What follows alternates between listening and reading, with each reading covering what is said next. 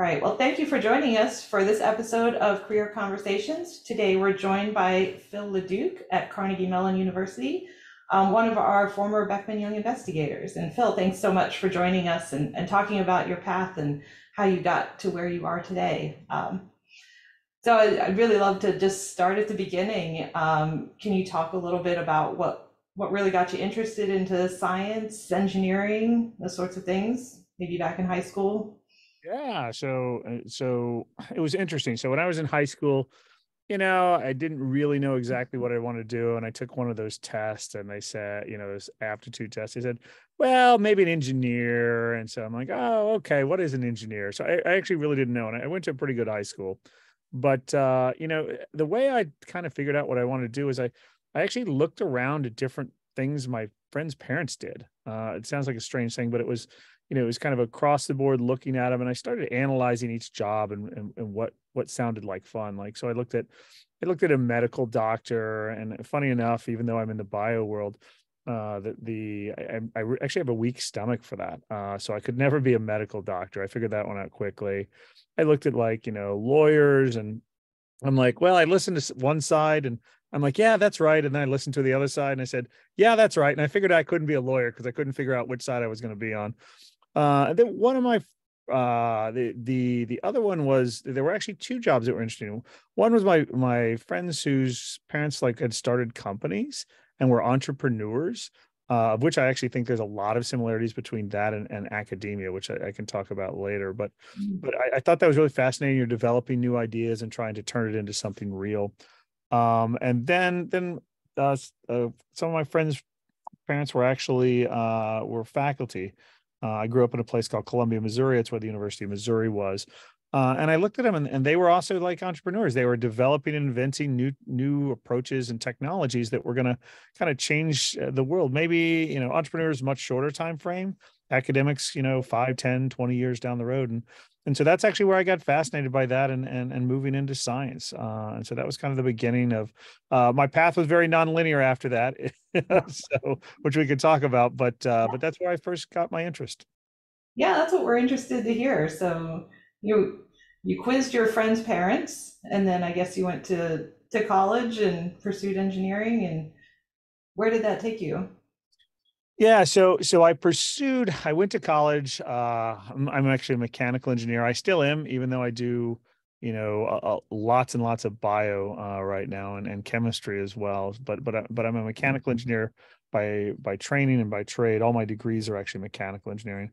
So I went there as an undergrad. I kind of worked, the when I finished my undergrad, I actually decided to do a master's, and I got very into product design. So that's kind of that entrepreneurial side of things kind of crossing over again.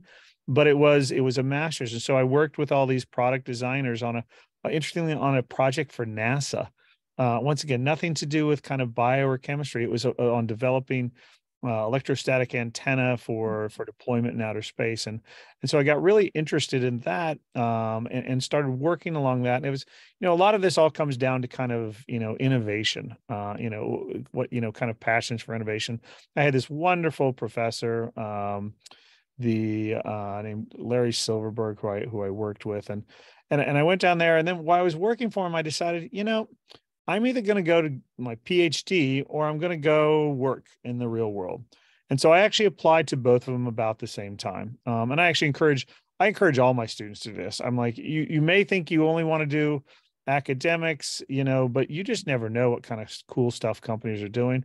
And people are only interested in companies. I'm like, yeah, you may want to do that, but you never know what kind of cool stuff is going on in the science world as well. And so I actually encourage them all to kind of apply to both to see what's out there to kind of get a feel for it. And so I got a job. I actually went to work for a strategic consulting company. At the time, they were called Anderson Consulting. Now they're called Accenture. Some of my students now work for places like McKinsey. One just left for Bain. These are all very exciting consulting companies, and I love my job there. at least my first one. So my first one was very much I was working in the banking industry for a company called Wachovia, and we were meeting with it's a small group, and it was the CEO, and we were working with him, and we were developing all these ideas and strategies for their company, and it was fascinating. And then that job actually, contract completed, and what you do in strategic consulting is you move to the next one, and the next one was with the banking industry again because I'm such an expert in banking Well, industry. yeah, wait, step back.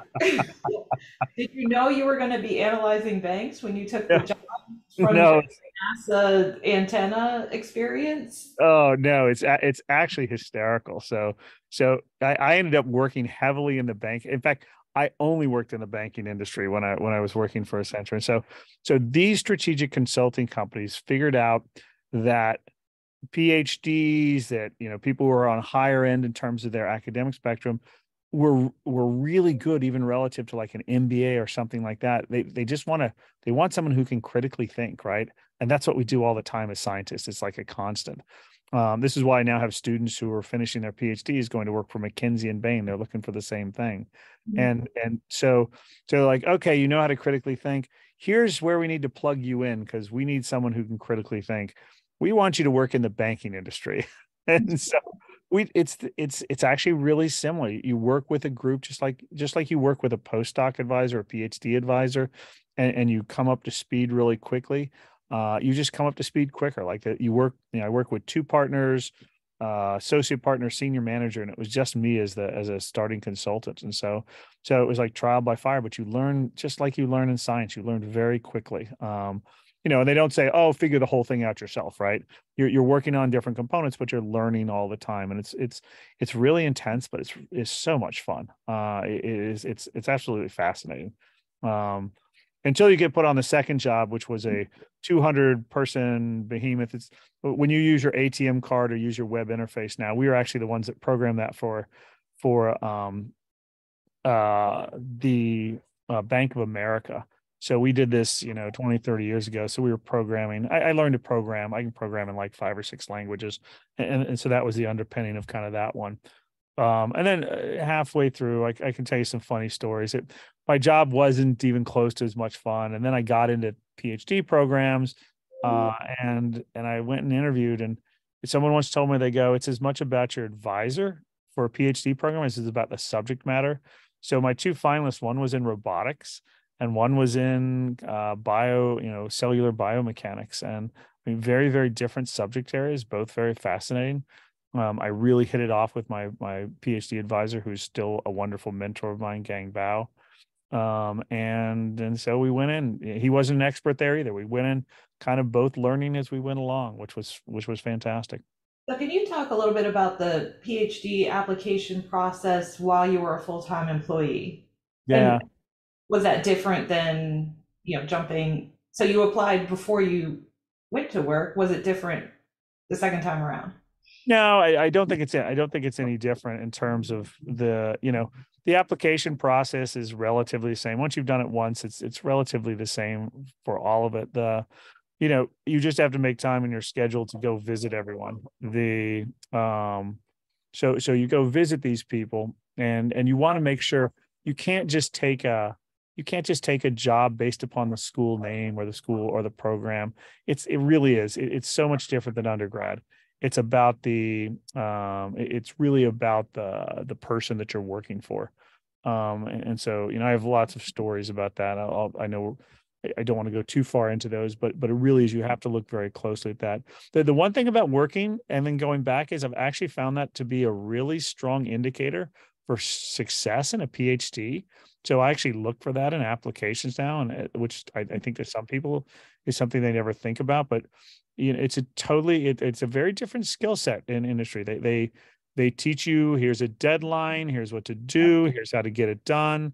In academics, sometimes you can be like, okay, well, let's figure it out and we'll see how we get to it. There's nothing wrong with that because we need to think very deeply in academics. But I have seen a huge success rate for students who actually have worked and then returned for their PhDs. It's also, I also say, I know if you return from work and you get your PhD, I know you really want to get your PhD. You're not just a student who's like, well, I finished my undergrad and my master's. What should I do next? Ah, let's get the PhD next. I'm not saying everyone does that, but anyone who comes back from industry, because you definitely take a pay cut coming back from industry, and Yeah. when you do that, you know they're focused on getting that PhD. So I found that a really tremendous predictor of PhD success. How did you think to make that leap? Did you have someone on the industry side kind of pushing you as a mentor on that side, or you just No, decided to do it and so it really was the same thing advice that I now give everyone else is I looked around and I decided to apply to both because I saw the industry had some really great stuff going on. I Mhm. saw that academics really had great stuff going on.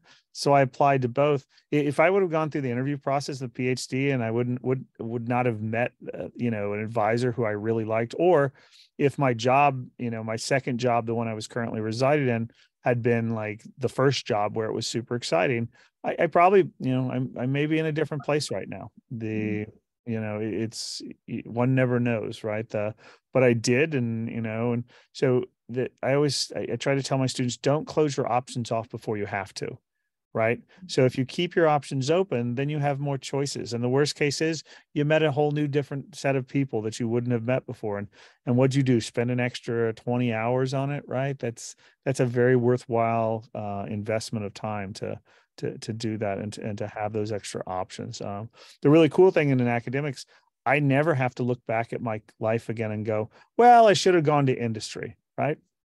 Never will have that, right? Because I've been there. So I couldn't say, oh, there's all kinds of other industry jobs that were out there. Mine's obviously not the same one as everyone else's, but that was something that was very good for me to kind of satisfy for myself. PhD is hard. All your friends are, I call PhD the ultimate delayed gratification, right?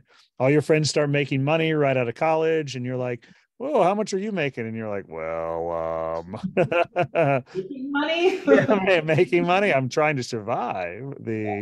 And so the PhDs, ultimate, you have to delay. You have to delay. And so I never look back and say, well, I should have just worked in industry. I'm like, well, I did work in industry. I enjoyed it. There are parts I enjoyed, but I liked academics much better. So Mhm. So I'm trying to think of all of your careers here. So mechanical engineering, then NASA antennas, then banking, and now you've come back to a PhD in biomedical engineering. so my degree is actually still in mechanical engineering. So you'll love my calculus on this one. I looked at the time to graduation for the programs at Johns Hopkins where I got my PhD between mechanical and biomedical, and figured out the biomedical was 1 to 2 years longer. And so I'm like, well, I think I'll get mechanical engineering. And then that's when I figured out the actual place where the degree comes from, that it doesn't really make a difference. It matters what you do, not really what it says, right? So I was doing basically biomedical engineering the entire time, but I was just working for a mechanical engineering person, and in a mechanical engineering program. So and that's I always say, I go, in life it's like a T diagram. I always say this. I have depth in one particular area, and then I have all these other areas that I like to work in. And so my depth is still in mechanical engineering. I think about stress, strain, control theory, fluid dynamics, but I reach out and I work in all these different areas, right? I'll work in everything from, cancer biology to, I'm working in plants right now. I've worked, I have work going on and looking at the way crabs move around now. So all of these things, though, have a fundamental underpinning of mechanical engineering, but I just reach out into these different subject areas, and I find good collaborators. And I think that's the way kind of life works, right? The idea that mechanical engineering is only planes, trains, and automobiles is no longer the case. Just like biomedical engineering is not some tightly focused thing, just like chemistry isn't, right? Chemistry, there's just so many fascinating directions that chemistry has gone in that are very different than before. But everyone, if you're a chemist, you're trained deeply in chemistry, right? But you reach out and you work in these new emerging fields, whether it's green chemistry, or even like machine learning and artificial intelligence and chemistry, right? There's just fascinating things going on right now. Mhm. So PhD, then to faculty. Then to faculty. That was Then actually, to well, doctor, postdoc first. postdoc. So I postdoced up at a medical school in with the in Boston, and and basically I worked, once again it was very non-traditional. I worked in the department of surgical research. It was, I think, out of 100 people, there were like 3 engineers. Everyone else were MDs, cell biologists, molecular biologists. And I chose that. I actually turned down some famous engineers to go work with a biologist in a medical school because, that's the way I learn. I learn by putting myself in these situations. And it was tremendous, right? It was an amazing group of people. It was, it was challenging at times. It was out of my domain, but at the end, it really kind of prepared me to be able to speak to biologists, right? I worked very closely with a famous chemist up there as well, which is where my kind of chemistry background comes from. And so you tend to just grow and learn when you're working in these situations. And then it was to faculty, so on the back end of that. Yeah. And then a Beckman Young investigator, right? So Yeah, what inspired you to apply for that, and what were you working on? That's actually funny. I actually still don't know why I applied for Beckman, because I think if I would have read it, I would have been like, "Oh, this is out of my league. I'm not good enough for this." So it's such a prestigious, it's such a prestigious award. Uh, you know, it I it was an advertisement that came through, and I'm like, "Oh," I go, well, I kind of fit in that. So my kind of general goal in life is nature is my play box. So it's my toy box. So like I said, I'll play with, disease as much as I'll play with, as much as I'll play with, plants or crabs or, or whatever it happens to be there. I say, mechanical engineering, we're taught trains, planes, and automobiles, and this is what we learned to investigate when we're growing up. But all of those are just systems, right? And so nature is my system now, and so I'll work on any of that. And so Beckman was, I looked at the people who had been getting this, and I'm like, oh gosh, they're all so clever. And so I applied this. I applied. I do something. I play in the area of control theory, which is the same thing that makes your driverless cars work. It makes your cruise control work, autopilots on plane work. It's feedback and control. And I was like, I thought about this, and I'm like, oh gosh, this totally applies to biochemistry inside of cells. And so I kind of proposed an approach to kind of get at that, right? My favorite comment to students are, I go, if control feedback didn't work inside your body, you'd cut yourself and you'd die, right? Because as soon as you cut yourself, your body immediately responds to it. Just like in cruise control, you start going too slow and your car responds and starts going faster. It's just feedback control. Except the cool thing is in biology, it's already and it's been already put in there over evolution, millions and millions of years. And so we're just trying to figure it out, which is just fascinating the way kind of the nature works. Yeah. So is that what you've continued doing? Would you say is that your general theme? Yeah, so my general theme is definitely toy box. Control theory is definitely a big part of it. So Beckman gave me it was, and I hear this from other Beckman Young investigators, and it just every time I hear it, I'm like, yeah, that was me. It gave me the first confidence that I actually knew what I was doing, or at least thought I knew what I was doing, right? The first you're like, oh, I have all these grand ideas, and you just sit there and you wonder, are these terrible ideas? I don't know. And so Beckman was the first one that really invested in me to try these new out of the box ideas, which really just let my career take off, right? And all of a sudden you have this confidence, and then you look around, you go. One of the best part about Beckman is the annual retreat where you meet all these other super clever people. It's actually one of my favorite conferences. Thank you, pandemic, for having to put kind of a different tone on that. But when you sit around, you talk to all these other clever people, and you watch their careers and you watch your own. I've made so many friends from the Beckman, and I get to watch them, and some people are like, oh, well, doesn't that put competitors against competitors? I'm like, no, not the way the Beckman works. Beckman makes it in the family. Beckman makes it like, oh, you're doing all this cool work. Have you thought about this? Have you thought about that? And then it really builds this way of thinking, which is we're supposed to work together. And some schools don't necessarily use that approach, and some places don't. Beckman does, and it really changes things. It changes it. Now there's not only Beckman Young Investigator, but now there's undergrads, there's postdoctoral fellows, and so it really kind of propagates down. I sometimes wonder if I got in when I was really young, would I have even would it have changed the trajectory of my career? I can say it only would have been a positive. I have no doubts about that. But I only got in later on in at a later stage, at the later stage at the young investigator level, when you're when you're a professor. So you've had lots of little nuggets of advice throughout this conversation. Is there anything that you would summarize, especially for people who may be looking at what options they have available to them? What would you say? Yeah, so I mean, my thing is, don't pigeonhole yourself, right? Don't sit there and say, well, this is the only thing I can do.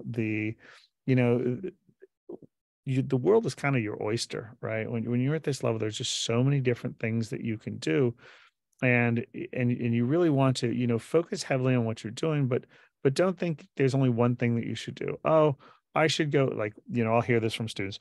I want to go work for SpaceX, and that's the only thing I want to do. I'm like, okay. I go, again, SpaceX is a really cool company right now, the without question. SpaceX is great, but you need to look around. I mean, there's companies that are like mining asteroids, right? There's all these other amazing companies doing, looking for life on other planets, right? There's all these other amazing companies that kind of fit in the same domain.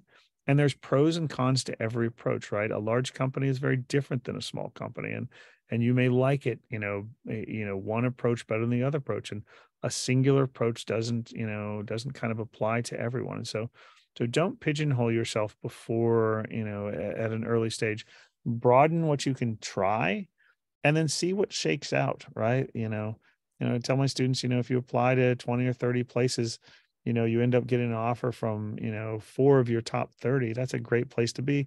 And you have these different choices that you're actually looking at, instead of just saying, well, I'm only going to apply to one place. And when they give you that job, you take it, but you have no idea what else was out there.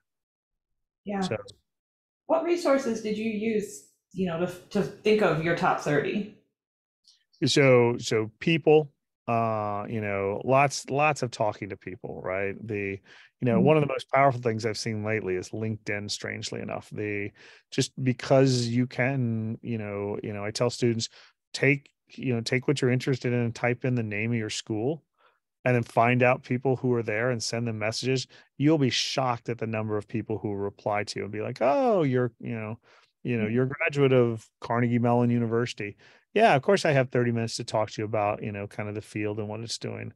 And you're like, well, I don't even know you. How it's amazing. I've seen people create jobs that don't exist from just talking to people. They're like, well, that doesn't exist, but let me talk to my manager. And I've seen jobs like appear that don't even exist.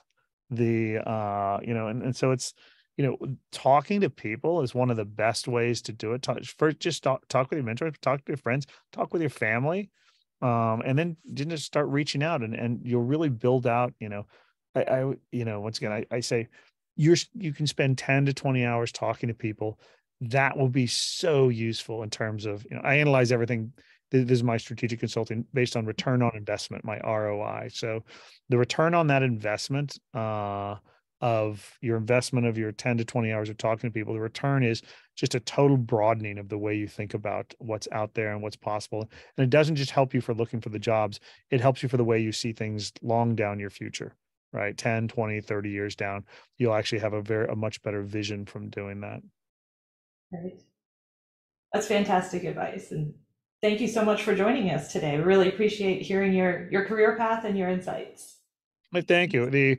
I definitely am nonlinear. So if I don't follow a straight path, but at the same time, it's fascinating. It took me to Beckman, and Beckman's been wonderful ever since then. And it's my pleasure to hopefully help out talking about my experiences. Thank you, Anne. Thanks.